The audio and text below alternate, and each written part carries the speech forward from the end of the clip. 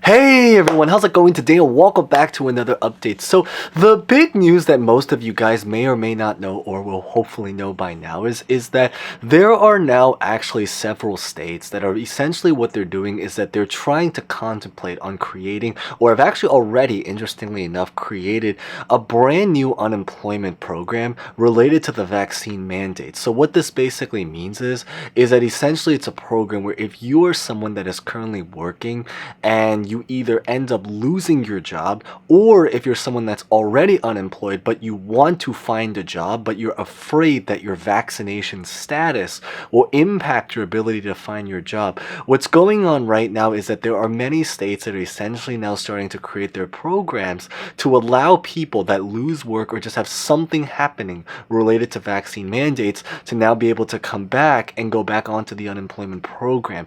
But the big news is that this is something that's now happening on a state-to-state level. There is one state that has now officially approved it, which, as most of you guys know, happens to be Iowa, so huge congrats there. But the big thing is that we now officially have brand new information about what a lot of the other states are currently doing. There are now officially things that we're kind of just still waiting around for, and I really just want to talk essentially today a little bit about everything that's happening in that world, and maybe share a little bit about the new unemployment numbers and what that really means for us. So as always, we're going to get started right away, but as always, real fast, the same exact rule as always, consider smashing the like button because it's always greatly appreciated.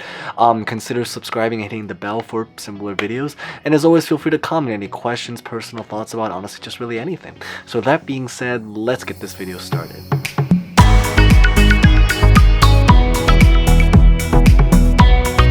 So right now, currently at the time that we are making this video on Tuesday, November 16th, 2021, the story is that we officially have only one state that has now approved a program, which is specifically, as just mentioned, Iowa. It is now actually officially effective, so it's not only approved, but it is actually now officially happening, where essentially the story is that if you are someone that loses unemployment, or you lose your job, or you find work, but you're afraid to lose it for reasons related to the vaccine, through this program, what it does mean is that now you'll be able to qualify to come back onto the unemployment again. Now, the big thing is that in terms of what other states are doing, there are now currently 3 states that are looking the most likely to be next. These 3 states will happen to be in Missouri, Tennessee, and Kansas, with Kansas actually trying to preach not only to try to create this unemployment program, but they're actually interestingly also trying to just remove the mandate in general.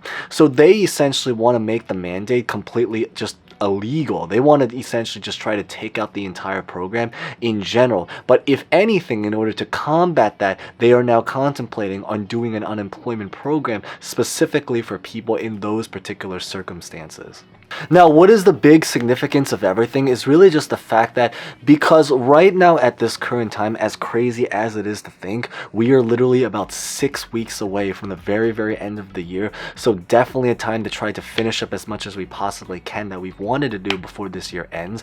But it's because of that reason, in the next couple of weeks, a lot of the vaccine mandates, but specifically the due dates when a lot of companies are going to start to enforce these vaccine mandates, are coming up very, very soon.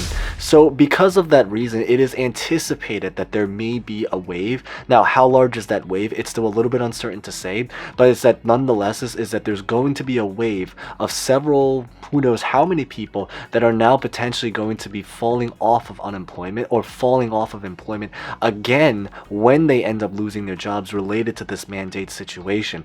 And the even more hardcore situation to this is also the fact that because if they end up falling off of falling away from their job because they were technically fired and not necessarily laid off, it also does mean is that many of them at this current time may not actually qualify for unemployment. So what this means is that there is a chance that the unemployment rate may actually now start to go up, but the numbers will not reflect that because the numbers don't account for people in those particular circumstances. So if these states like Iowa, which was already approved, and then then a couple of the other states that are contemplating on doing it are able to officially approve this program, the big significance is that it means that these people now can be counted on to the actual unemployment numbers and data that essentially comes out every single week that we've pretty much been sharing.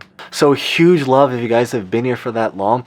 And the story really, I guess, going back to one of the states is in Tennessee, for example. I believe in Tennessee right now, a lot of the lawmakers have actually already approved this program as well, but it's currently sitting in front of Governor Bill Lee's desk, waiting to maybe potentially sign it. So essentially is that in Tennessee, the bill for this actually already exists, and it's already been signed by many lawmakers. It's just really now in front of the governor's desk, and we have to see if they physically sign it to make it basically an actual thing that's going to take place. But even beyond this, is the big idea is that it's also anticipated that many states even beyond this, or beyond every state that I've already mentioned, is probably now also going to now start to come out with their own decisions about whether they want to potentially do this program in order to help out a lot of workers to get back onto the program. And again, going back is I think that the biggest benefit is that it's also hopefully going to allow it so if that these people are able to get back onto the program. Not only is it going to help on a financial level so we're able to get more relief, but it also means that it makes it so that the numbers that they use to contemplate whether or not they do more programs in the future will also be more accurate. And I think that's the really, really big thing, so that every single person, or as many people as possible, can be accounted for inside of the numbers that we see every single week, to show really how many people are actually genuinely employed and still, could use a lot of relief going forward. But really beyond this is I do really just want to share the unemployment numbers really quickly, which actually just came out right here, because now that we do know why these numbers are so important to everything that we've been talking about, right now at this current time, there are about 2.6 million people currently collecting unemployment. And again, keep in mind is that this doesn't mean that there are 2.6 million people unemployed. It just means that there are 2.6 million people that are accounted for in the numbers and that are actually collecting unemployment. In a lot of ways, what this really means is that it means that less people are collecting unemployment, but not necessarily that there are less people that are physically unemployed, since many times they may not necessarily be counted as part of the numbers. I believe in terms of the change, specifically we had about 267,000 people file for unemployment in the last recent week, so we are definitely seeing a drop. But again, keep in mind is that one of the reasons these numbers are going down is not necessarily because people are going back to work, but it's also largely because it's actually harder to get onto the actual unemployment numbers or the actual unemployment program. Also keep in mind is that before unemployment ended, we used to share what the numbers were for just traditional unemployment, and we used to share the numbers for PUA unemployment. Sadly, because PUA unemployment is not a thing right now at this time, it means that we don't actually share the numbers for PUA unemployment, so there's also a lot of uncertainty about what those numbers really would be if the PUA program was still very much around. But the big idea to really see it is that the numbers are dropping, which shows that on paper things are improving, but it's also a little bit uncertain about how accurate these numbers really reflect what's actually physically going on. Feel free to share if you guys had any personal thoughts about this, about honestly just really anything.